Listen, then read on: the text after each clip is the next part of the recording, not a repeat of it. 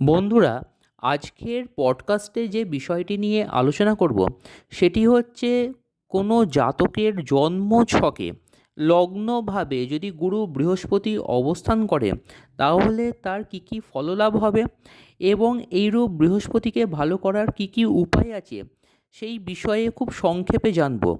প্রথমেই বলে রাখি, লগ্ন ভাব থেকে একজন জাতকের শরীর ও স্বাস্থ্য যাচ করা হয়ে থাকে এবং এই লগ্নভাবে যদি শুভ বৃহস্পতি থাকে, কোনোভাবেই এই বৃহস্পতি যদি অ্যাফ্লিকশানে না থাকে, মানে যদি কোনোভাবেই পাপ পীড়িত না হয়ে থাকে, তাহলে এটি একটি অত্যন্ত অত্যন্ত শুভ যোগ এবং এটিকে সৌভাগ্যের সূচক হিসেবেও ধরা হয়ে থাকে। এইরূপ জাতকের জীবনে যতই বিপদ আসুক না কেন, সে কিন্তু সেই বিপদ থেকে ওভারকাম করে যেতে পারবে।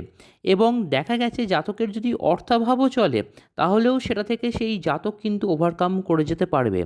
আর একটা অদ্ভুত জিনিস দেখা গেছে, এইরূপ জাতকেরা যদি লেখাপড়া নাও শেখে, তাহলেও এদের মধ্যে একটা সহজাত জ্ঞান দেখা যায় এবং এদের মন বেশ আশাযুক্ত হয়ে থাকে। এইরূপ জাতকেরা অত্যন্ত ন্যায়পরায়ণ হয়ে থাকে, স্বাধীনতা প্রিয় হয়ে থাকে এবং এদের মধ্যে একটা অদ্ভুত আত্মমর্যাদা বোধ থাকে। এইরূপ জাতকেরা কিন্তু কারোর সাথেই বিবাদে জড়াতে চায় না।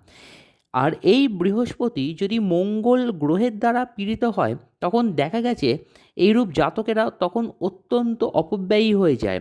এই অপব্যয়ের জন্য এইরূপ জাতকেরা কিন্তু তখন কোনো টাকাই জীবনে সঞ্চয় করতে পারে না। আবার এই বৃহস্পতি যদি শনি গ্রহের দ্বারা পীড়িত হয়ে থাকে, তাহলে এই সৌভাগ্য সূচক যে যোগটি সেটি সম্পূর্ণরূপে নষ্ট হয়ে যায়।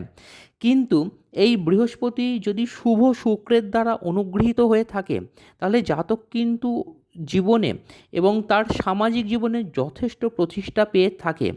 এখন কারোর জন্মছকে যদি আপনাদের লগ্নভাবে বৃহস্পতি গ্রহ অবস্থান করে, তাহলে অবশ্যই অবশ্যই করে একটি পাঁচমুখী রুদ্রাক্ষ ধারণ করুন।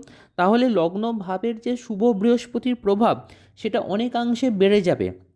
আর পারলে প্রত্যেক বৃহস্পতিবার দিন মা তারার কোনো ছবির সামনে একটি ঘিয়ের প্রদীপ জ্বালিয়ে মা তারার এই গায়ত্রী মন্ত্রটি ৩৬ বার করে জপ করুন।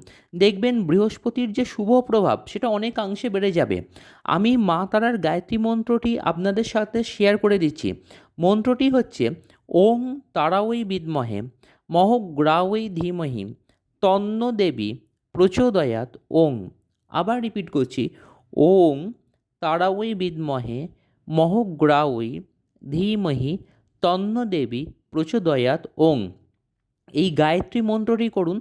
যেহেতু মা তারাকে বৃহস্পতি গ্রহের আরাধ্য দেবী বলা হয়ে থাকে, তাই মা তারার কোনো পুজো করলে বা মা তারার কোনো গায়ত্রী মন্ত্র করলে বৃহস্পতি গ্রহের যে খারাপ প্রভাব সেটা সম্পূর্ণরূপে কমে যায়। দেখা হচ্ছে আপনাদের সাথে পরের ভিডিওতে। দেখতে থাকুন আপনাদের সকলের প্রিয় চ্যানেল মহাবিষ্ণু। ধন্যবাদ।